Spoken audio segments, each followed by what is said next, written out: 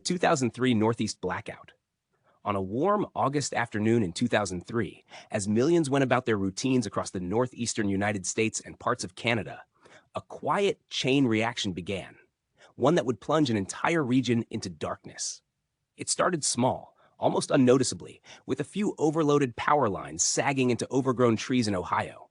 A simple contact, a brief spark, and suddenly, an entire system that should have corrected itself failed to do so. Within minutes, alarms that were supposed to sound never activated. Computers meant to detect trouble went silent. Control rooms stayed unaware as the grid grew unstable, like a giant web pulled too tight. And then, at 4:10 p.m., the unthinkable happened.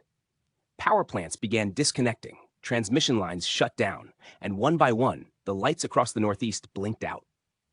Cities that never slept were suddenly quiet. New York fell into a surreal twilight.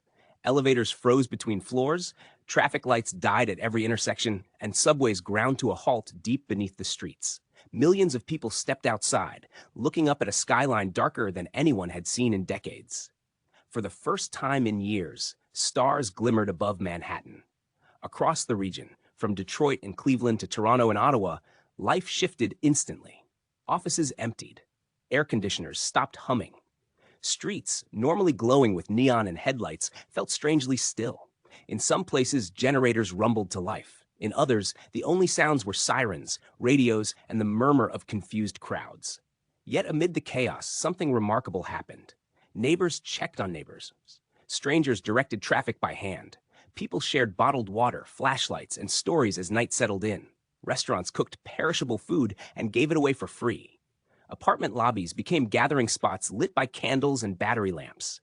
Instead of panic, many found connection, a reminder of how communities can rise when everything else falls.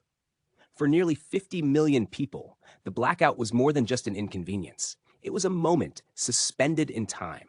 A moment when the most advanced grid on the continent failed, revealing just how delicate modern life could be. But it also revealed something else: resilience. By the next day, power slowly returned. Subway trains rolled again, office towers flickered to life, and factories roared back into motion. Investigators later traced the outage to a cascade of technical errors, small mistakes with enormous consequences. But for those who lived through that August evening, what stayed with them wasn't just the darkness.